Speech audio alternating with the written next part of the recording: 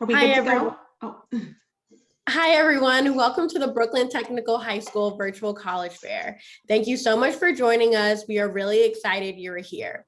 Before we get started, we do have a few housekeeping items to note. First, if you have any questions at all, feel free to use the Q&A button to type in your questions to the presenters at any time. They are here, ready and available to answer your questions.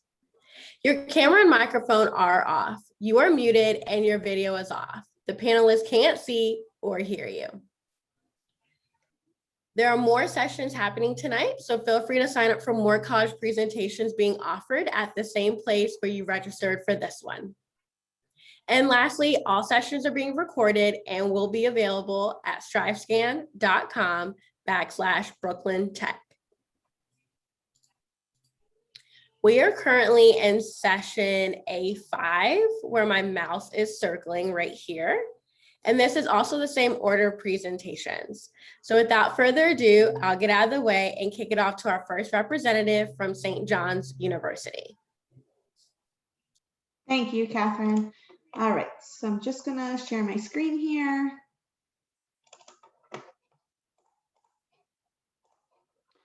All right, and hopefully everyone can see that. I'm frozen again, so I apologize. I don't know why it's not going to the other view, but we'll just keep it like this for now. I don't want to hold everyone up. So thank you guys for joining us this evening. My name is Lisa Sayo. I'm with St. John's University. I've been at the university for quite some time now, and I'll kind of go through a quick overview, and then feel free to ask any questions that you might have about us in the chat. So here on the screen, you see our traditional campus. We are located in Queens, so really right in many of your backyards. We do have a traditional campus feel, situated on over 100 acres in a really residential neighborhood of Queens, but yet we're really accessible to Manhattan. So we really like to say that it's the best of both worlds on our campus. We have what's considered a median-sized student body, about 12,000 total undergraduate students, but on average only about 28 students in a class. So really that small type of feel within your classes, but walking around the campus, you feel like you are part of a large university. We do have more than one campus. So Queens is our main campus and our largest campus, but then we also have a smaller campus for those of you who might be looking at that smaller college atmosphere, but still getting that St. John's experience. Our Staten Island campus has about 2,000 total students, so it's a very different feel in comparison to Queens. And then our last campus in Manhattan is very, very specialized. It's what we consider a vertical campus. So it's a huge tall building and everything is housed right in there. And that's only for two of our specific business programs, actuarial science and risk management, two insurance related business majors. We also do have campuses abroad, and about 40% of our student population does take part in some sort of study abroad opportunity in their time at St. John's. So we have campuses throughout Europe, in Rome and Paris, and then we do have a site in Limerick, Ireland. So study abroad is something that is very popular amongst our student body. We do have over 100 undergraduate programs, so we're really very broad in terms of what we offer. We're separated into 5 colleges, which you see here on the screen. Our 5 most popular majors being pharmacy, accounting, criminal justice, psychology, and biology. But we have a very wide variety, a lot of new facilities on campus, 2 of which are pictured right here, which is our live trading floor for students in our business college that they get access to working right hands-on with the programs that are used out in the industry on Wall Street. And right here at the bottom, you'll see our cybersecurity lab, which is also a newer facility for students who are studying criminal justice, cybersecurity, homeland security, and those types of areas. We are going to be breaking ground on campus in August on a $78 million health science center, which we're super excited about, to house all of our health science majors. So for any of you looking in those areas, that's a new facility coming to campus within the next year and a half, we anticipate. We do also offer a number of dual degree options for students to allow them to get a bachelor's and a master's, or a bachelor's and an MBA degree in 5 instead of what typically would take you 6 years or more to do both of those degrees separately.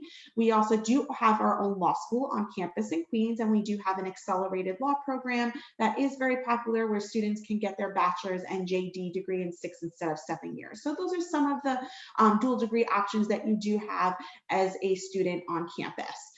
In terms of activities, clubs, getting involved on campus, we have almost 200 different clubs and organizations. So really, many different options for students to get involved in, ranging from athletics, Greek life, music, community service, student government, academic clubs, so really anything you could possibly think of. And then, since we only have a few minutes here, I just want to jump down to my contact info.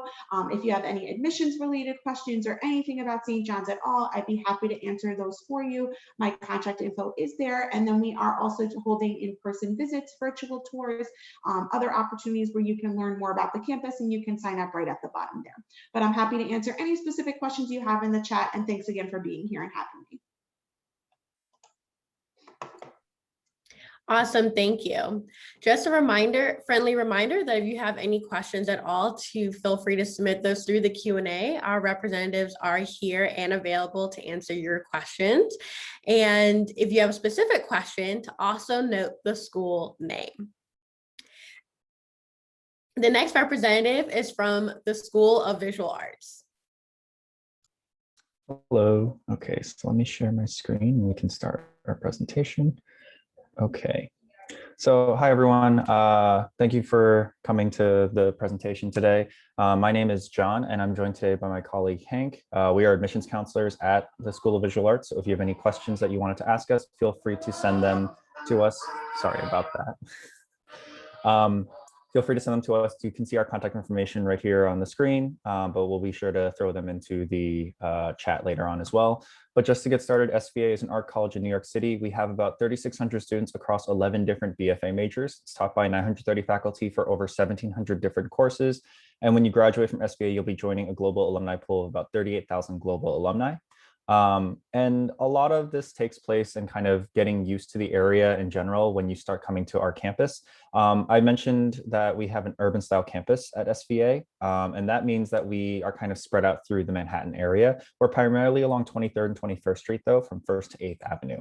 So you're welcome to walk from one side of campus to the other if you need to get to your different classes, but there is also an SVA shuttle that'll take you to each of the different buildings as well. And all those buildings that you see, those little red dots on that map, are actually dedicated to studio facilities usually. And we update our hardware and software every 18 months to keep students up to date. We really want to make sure students are working on the latest hardware and software, so you're up to industry standard. So when you go to look for jobs in the art community later on, you'll be ready and able to work within those different technology needs or program needs, or even just the different tools you'll be utilizing. We have different areas for students to work in, from traditional drawing and painting studios to digital illustration labs, to even a couple green screens. Like we have a green screen cyclorama in our computer art department, and even some film sets within our film department if that's something you wanted to shoot on, or you can obviously just go out into New York City and shoot films there as well. But SVA offers 11 different Bachelor of Fine Arts programs, and a Bachelor of Fine Arts means you're going to be getting a 70-30 split on your credits. 70% of those credits are going towards studio courses, while 30% is going towards humanities, sciences, and art histories. So you are going to spend a lot of time working on your artistic path, and you're getting ready to jump into that artistic career later on. One thing to note though is we don't have double majoring or minoring at SVA, and this is largely because a lot of our programs tend to go into a very specific first year curriculum. So if you were to apply to a program like animation, you'll be taking animation based courses in your first year. Same goes for film. You'll be working with the camera on day one. Same with photography, interior design. There are only 4 majors at SVA that share a traditional foundation curriculum, and that's our cartooning, design, fine arts, and illustration programs. These 4 share a very similar first year. They take drawing, painting, sculpture, visual foundation. So they tend to be a little easier if you decide to come in as an illustration student, but then maybe you learn a bit more about design and you want to switch over to that. You can easily jump into the second year of the design program rather than starting all over again in the first year, since most of our other programs do have students starting over again in the first year. These 4 majors are also the friendliest when it comes to transferring in, since you, again, will be able to transfer into the second year very easily, since most other art colleges tend to have traditional foundation programs you're taking in the first year. But we really want to make sure students are knowing the kind of people they might be being taught by. So we do ask students to look into the faculty and the alumni at SVA. Actually, we have a couple faculty that we list up here that you're welcome to look at: Carol Bentel, Brian Hidman, Elizabeth Bick, and Tom Fliss. Sorry, my screen got a little covered there. And then we have, sorry, oh, my bad. Clicking on the wrong screen. Okay, and then we also have Tom Fishman. So these are just some of the faculty that we have teaching at SVA, and all of our faculty are required to be practicing professionals in their field. So that means they are working artists. That means they are currently working in the industry. They have been working in the industry, and it's a way for students to connect and find those opportunities later on when it comes to looking for jobs or even internships. So we do recommend looking at our faculty list. You can go into our website to take a look at some of these faculty and see if one of your favorite artists is teaching at the school. Take their class. That means you can learn from them directly and even build a relationship with them, since that relationship is really important for looking for opportunities later on. We do ask students to look into alumni as well, because when you look at the alumni that come from a school, it kind of gives you an understanding of what is possible when you graduate, what kind of things are available to a student that graduates from a specific school. So feel free to take a look at some of our alumni. We have a couple down here as well: David Hahn, Gail Anderson, Cause, Rebecca Sugar, Ian Jones-Cordy. So feel free to get in contact with us if you have any other questions about alumni or faculty, since a lot of that information can be found on our website. And if you want, we can have further conversations about what has happened with some of our faculty and some of the alumni at SVA as well. But we also offer internships and career fairs through our career development office for students. You don't have to worry about only looking into your faculty members or getting in contact with alumni or anything like that. We have a whole office dedicated to helping students look for internship opportunities and other job opportunities as well. So feel free to utilize them. You can go to them and they'll help with getting a cover letter and a resume all set up. So if that's something you're interested in trying out, you can definitely go talk to that office and they'd be more than happy to help you out as a student. But getting ready for our application, a lot of this information is pretty standard. I would say don't worry too much whether you're applying this year or next year. This information doesn't change too much. We are not a part of the Common App, so you will have to go to our website to start the application by going to sva.edu/apply.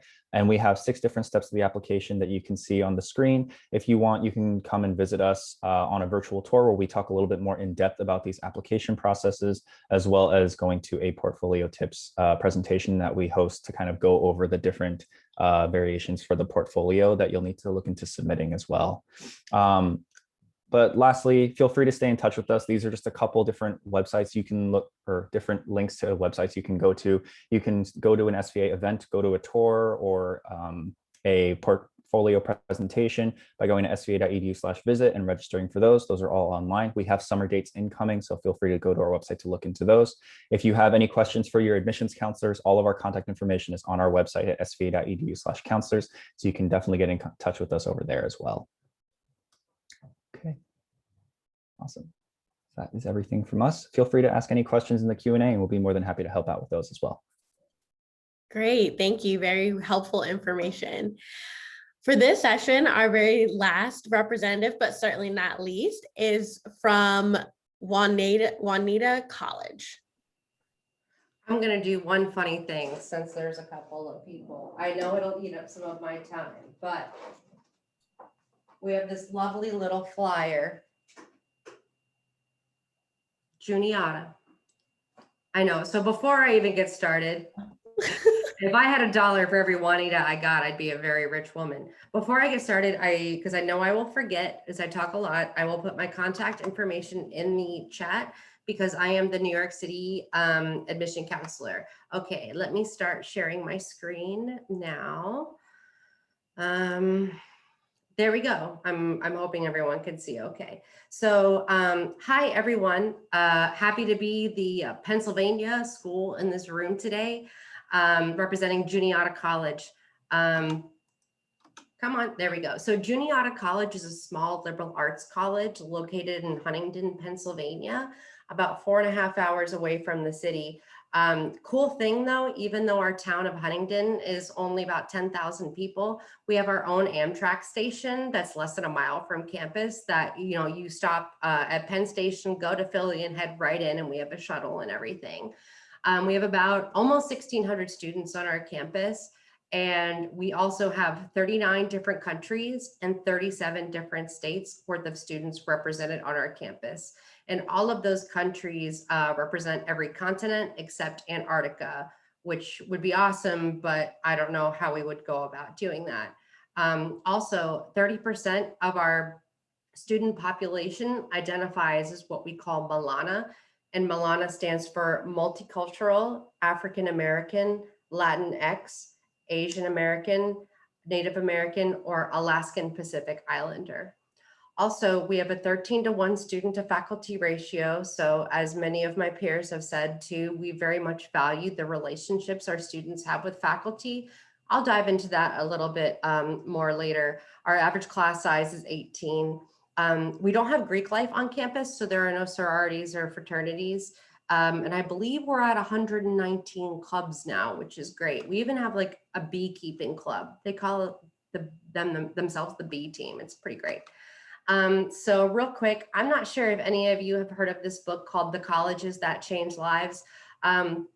A few years ago, there was this really smart dude. His name was Lauren Pope. He was a New York Times editor. Even back then, years ago, parents were going to him asking, hey, Lauren, my kid is super talented. They deserve this individualized education, or they can grow intellectually. Give me a list of these schools. And so Lauren said, no, I'm not going to give you a list of these schools. I'm going to write a book instead. So Lauren Pope spent 2 years traveling from the West Coast to the East Coast, discovering small liberal arts colleges that really do change lives. It's because we're very much student-centered in our approach. And we're very happy to say that we've been in the book since its very first edition. So I know that especially this time of year and in sessions like these, there's a lot of information overload. So if you forget everything I say, I understand, but I hope it's not these two things. There are two aspects about the Juniata education that set us apart from other liberal arts colleges or other institutions of higher education in general. One, we don't have majors, and I'll explain. So let's say you go to college and you say, oh, I want to major in biology. Typically, and I'll just be exaggerating for sake of, scenario and storytelling.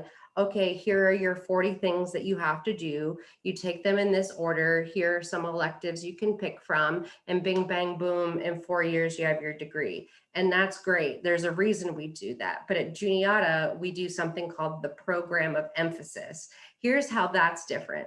So when you come to Juniata and you say, hey, I want to do a POE of biology, the first thing that we're going to do is ask why, not like why, but like, why are you interested in the health professions? You want to go to med school? Do you want to do like, neuroscience-y kind of things? And as much as we like to think that we know the answer to that, at 18, 19, we don't necessarily. So a POE works like this. Consider it like scaffolding. We'll say here are 20 things you have to do, and then there are blanks. So how do you fill in those blanks? That's where part 2 comes in. Every student at Juniata has 2 advisors, not 1, to help you pick out your courses, figure out your course of study, internships, job applications. So those 2 advisors help you select those courses that tailor that major to you. It's not like a student just picks whatever they want and then they get a degree. They're working with professionals. So if they want that biology degree, it's tailored to them. So, personalized education and 2 advisor system. And of course, we have a lot of internship opportunities as well as service. About 50% of our students study abroad, also on every continent except Antarctica. Also, actually, I'll go back a little bit. There are 4 programs I kind of want to talk about really quickly. There are 2 programs that are very unique to Juniata that not a lot of undergraduate institutions have. One is museum studies, and one is peace and conflict studies that's funded by not only the college, but an external grant called the Baker Institute. We also have our own museum on campus. Oh my gosh, I have a minute, which is donated by the Carnegies. Also, pre-med is huge for us. We've had, over the past 25 years, our average med school acceptance rate was 90%, and environmental science is huge. We share our facility with the Army Corps of Engineers. And of course, on our website, you can see all of our application things. And I put my and financial aid, and you can see my contact information in the chat. Thank you. Thank you, Juniata College. At this time, we're going to go ahead now and pivot into our Q&A portion of the session. We do have some time left, so this is a great opportunity to hear directly from all three college representatives and just get the questions that most people are thinking. So our first question here is, what advice would you give someone going through the college search process? Again, what advice would you give someone going through the college search process? And I'll ask if all our representatives at this time can turn on their cameras to get ready to unmute themselves, and we'll go ahead and get started in the same order in which you all presented in. Okay, so this is kind of a loaded question because there's so many different things that are really, helpful to you as you're kind of starting out this process, and being here is really step one.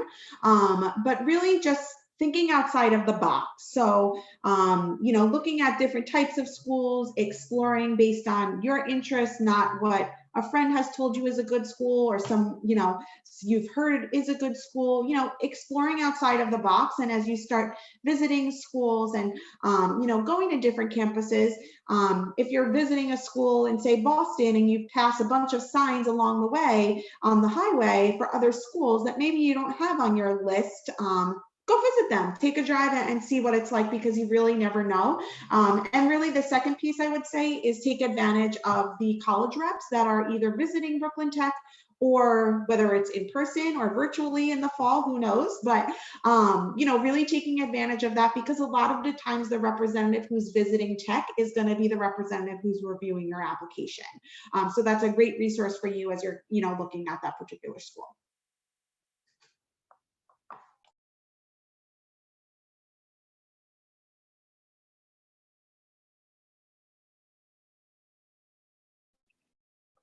I can go next.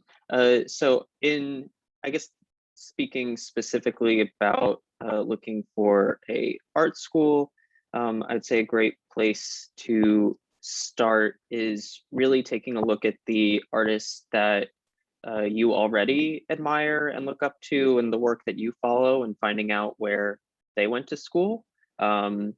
It's a great way to eventually sort of share a network with those people, share their experience, their educational experience. And then also I'd say definitely keeping good track of the different portfolio requirements for each school that you're looking at. They can all be a little different, so it's a good idea to try and do as much research on your own as you possibly can. And definitely getting portfolio reviews from admissions counselors at all the schools that you're looking at. It's a great way to get feedback on your portfolio, ask them your questions about the specific school.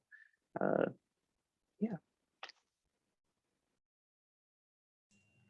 Okay, I'll go. Two things, but the first, just to echo what all of my peers here have said. We don't get into college admissions because we don't like talking to people. We really do love talking to students. Like, I think you can see here, whenever some of my admitted students have sent me little cards, and I like to look at them every day. And a big part of what we do is build relationships in whatever capacity with our prospective students. So there are never any silly questions or dumb questions. When we say reach out to us, actually do. So I highly encourage you, whatever school you're looking at, to find who your personal admission counselor is. If you don't know, on a lot of schools' websites, they have I know on ours, it's a find your admission counselor button where you can put in your location and you can find them and reach out to them. The other thing I would say, I kind of pull from two different directions. One is from my work here at Juniata, and one is from my own, personal undergraduate, college search. Many of us as colleges were 4-year residential colleges. Like here at Juniata, we are. And so for 4 years, you're going to be living here, spending most of the year here, living, taking classes, making friends, eating food, having fun. And so while you might not have that, I stepped foot on campus and had the aha moment, which some do, but not all of us, when you're going through your college search and you've visited some places, or if you haven't, but you've been researching, think to yourself, does this place feel like home? Does this some place that I can consider a home away from home, if I attend there? And there are a lot of factors that go into that, right? So while of course that's not like the main thing, I encourage you to kind of, reflect on that as not necessarily, what's your aha moment, but what place feels like a place, you could call home for 4 years, 2 years, wherever it is you go.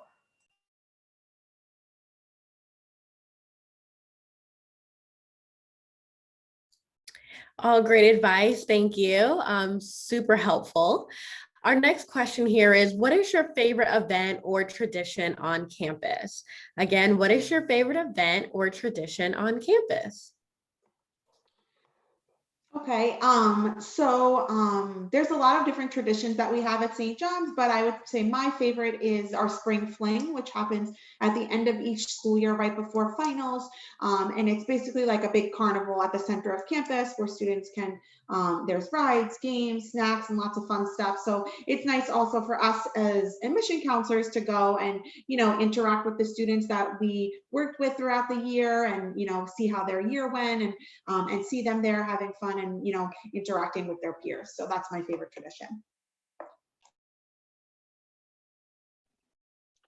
I'd say definitely our holiday bazaar that our student government organizes every year towards the end of the fall semester.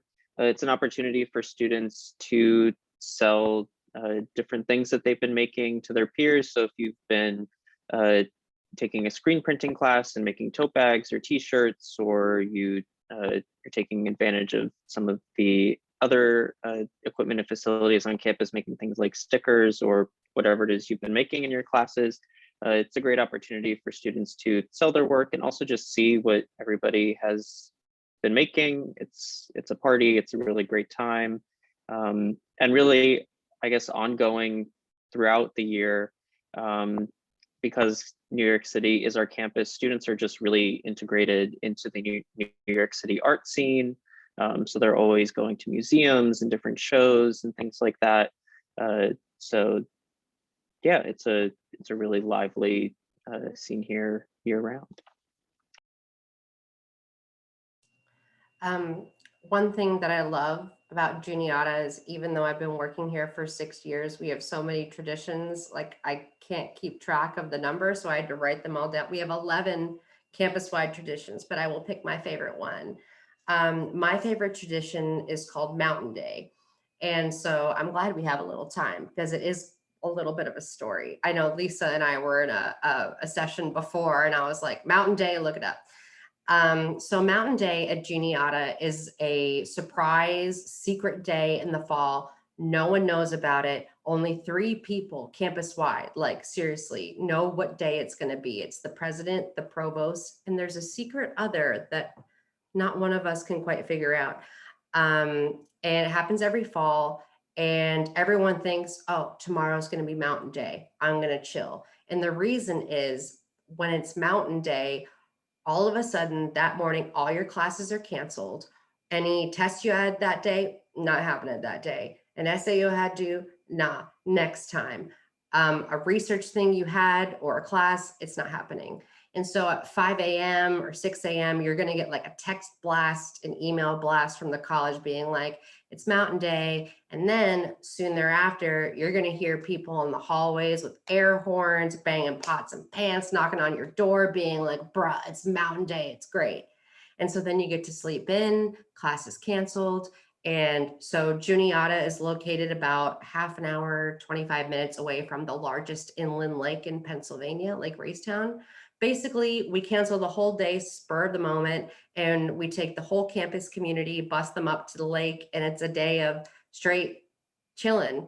You can lay out, you can go kayaking, we have barbecue, we have one of those weird like Velcro wall things where they launch you and you can like stick yourself, all of this different kind of stuff. There's also a very famous faculty, like professor versus student tug of war. And it's really kind of satisfying for students when the students win and like tug the professors down.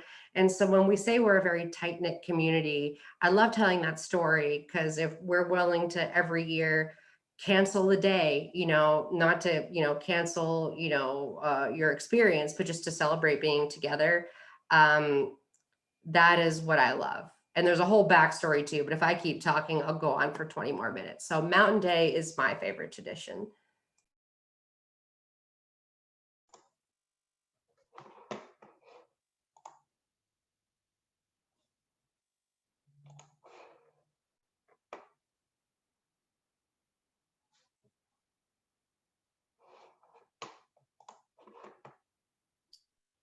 One moment, sorry.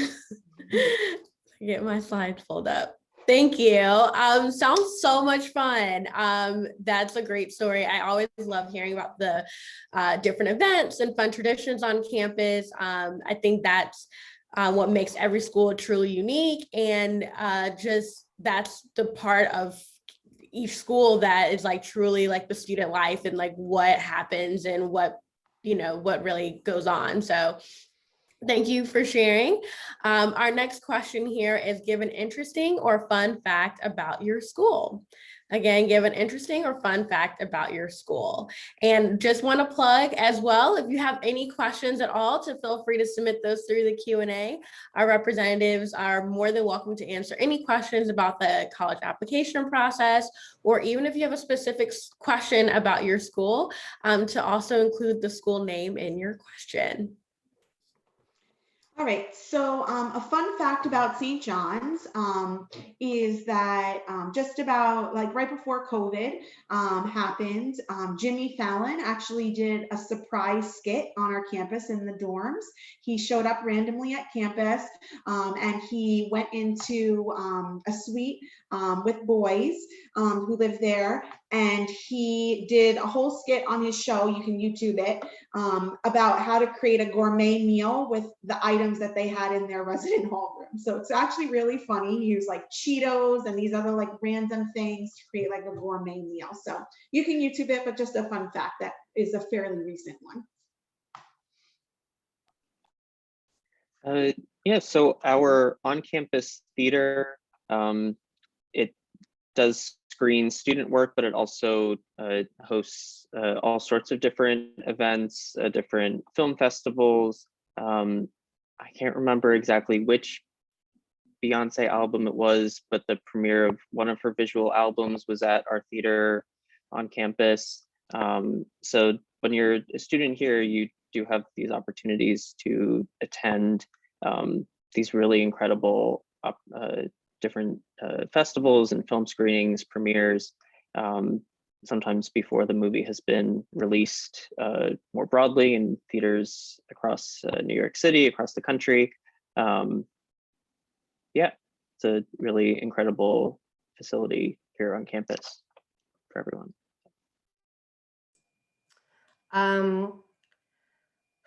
Of course, I know we're all thinking like there are so many, how do you pick one?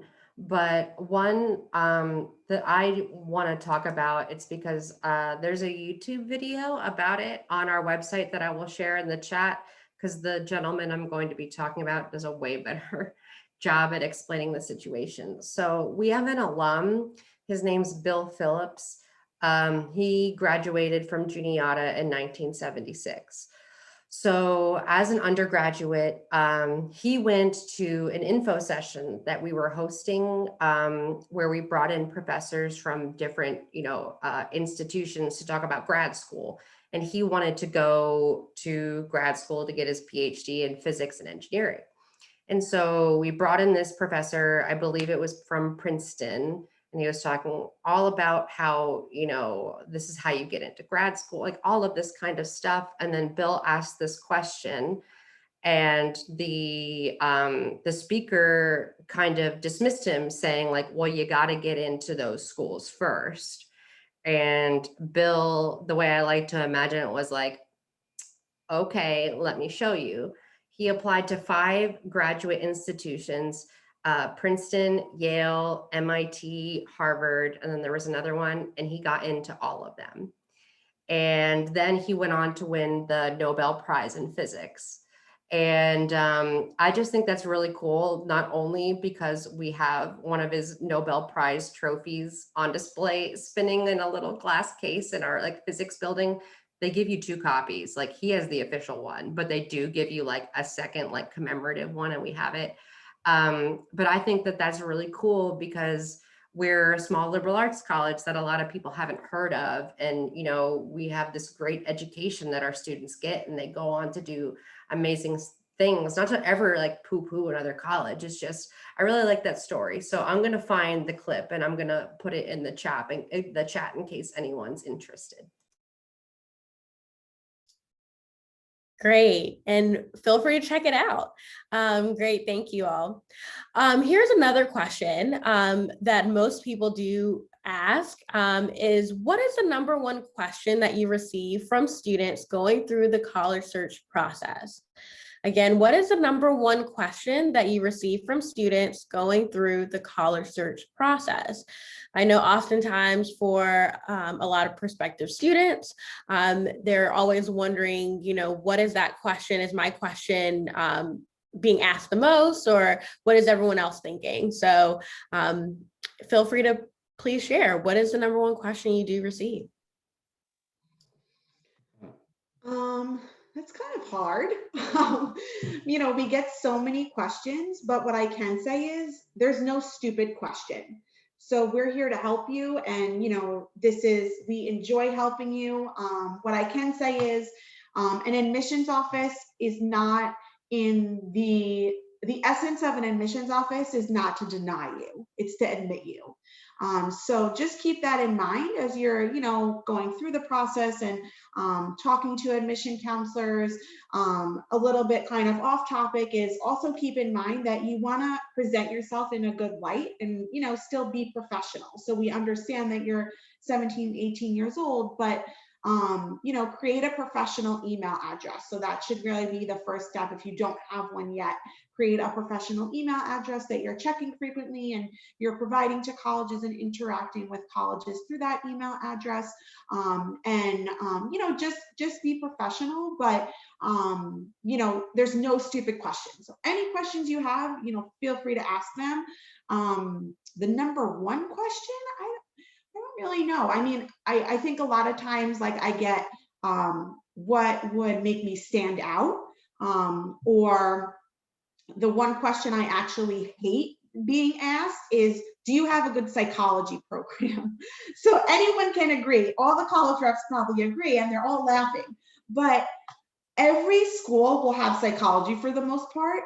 So just do your research a little bit before. No one's going to tell you they have a bad program. You know, ask in a little bit of a different way. So you can ask like, what are your most popular programs? Or, you know, what are you best known for? You know, just a little bit of insight about that. But really there's, you know, no stupid questions. And just, you know, again, just be professional. And, you know, I think that's a good kind of starting place is to create that professional email address to interact with schools from. Yeah, definitely that asking a informed question is huge. I'd say the number one question that I think we see is sort of broadly related to portfolio requirements. And I think the simplest way to put it, to sum up all the portfolio questions, would be, what are you looking for in a portfolio at SVA? And the simple answer is that the thing that we're looking for in a portfolio is potential. So we really want to see your voice and ideas reflected in your work. We want to see the artwork and projects that you feel the proudest of, that you feel are the best representation of the artist or designer, animator, creator that you are right now, and where you would like to go at SVA.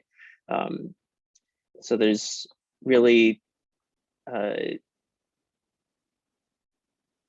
students will want to know if we're looking for all major specific work, depending on the program you're applying for. And again, the answer is that it's really up to you. We want to see the work that you think is your best and the most important to you, and the work that represents you the best. So, yeah.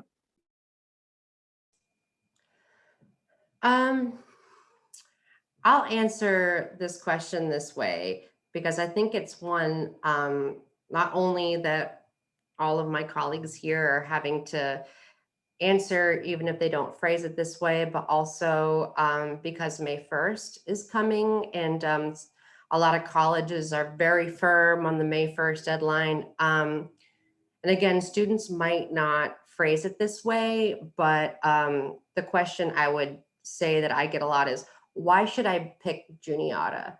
Or why should I deposit at Juniata?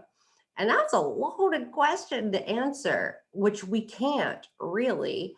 And that sucks to not really be able to answer a question like that, because every student has different criteria or different needs or support systems that they need in the college.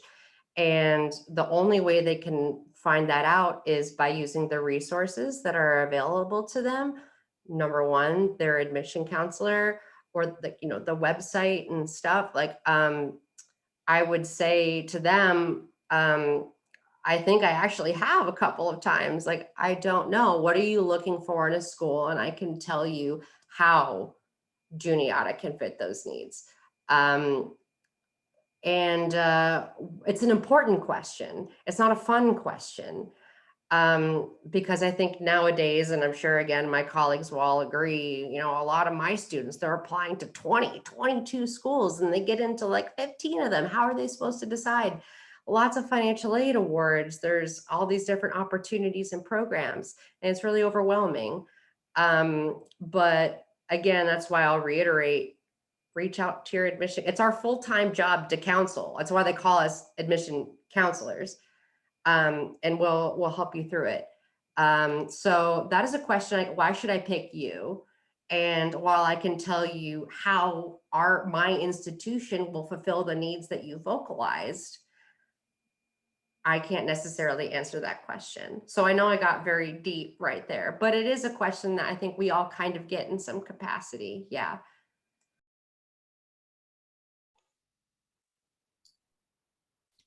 Awesome. I was gonna try to see if we could fit in one more, but we're almost tight for time, but maybe we can do it in really, really brief. But the question is, how is your school preparing for the fall? Great question that a lot of families and students are asking. So I think is the top dollar money question right now is, how is your school preparing for the fall? So we'll make this really brief as we close. Sure. So very relevant question that you guys should all be thinking about and asking. But we are anticipating to be fully in person in the fall and really more back to a bit of a more normal situation at St. John's. We have actually been offering in-person classes for the fall and the spring semesters this past year, which is awesome. We have had students living on campus for the whole year, which is wonderful. Obviously in a little bit of a different capacity, but we have been offering in-person classes, and we anticipate, and our president did make a formal announcement on that we're hopeful and we're planning to be fully in person for the fall. Yes, so we will also be in person for the fall. All of our studio courses will be taught in person, and our humanities and art history classes will remain remote, basically so that we can free up as much space in our facilities as possible to accommodate those studio courses, since having access to that space and having it be safe and allowing for all the different socially distance things, and as well as making sure that we can clean the studios and everything is really important. But short answer is we will be in person. People will be on campus in New York City. Real quick, I'll say all this year, Juniata has been fully residential and thriving. Only 16% of our courses have been fully virtual. Of course, a student has the option if they want to, but only 16%. And so we're definitely planning to be on campus, once again, fully residential in the fall. And to answer, how are we prepping for it? We're doing everything. I think we're all doing everything that we can. But yep, Juniata fully residential in the fall.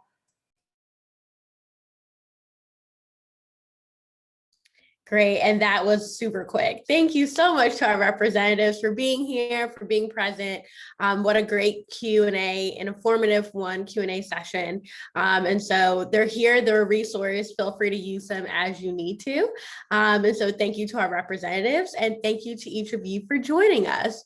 We have now reached the conclusion of this session. As we close, it'll be a very quick 4-question survey that will appear on your browser. If you don't mind taking a moment to fill that out for us, your feedback is greatly appreciated. There are more sessions happening tonight, so feel free to sign up for more sessions at the same place where you registered for this one. And lastly, all sessions are being recorded and will be available at strivescan.com/Brooklyn Tech. Again, thank you all and have a great night.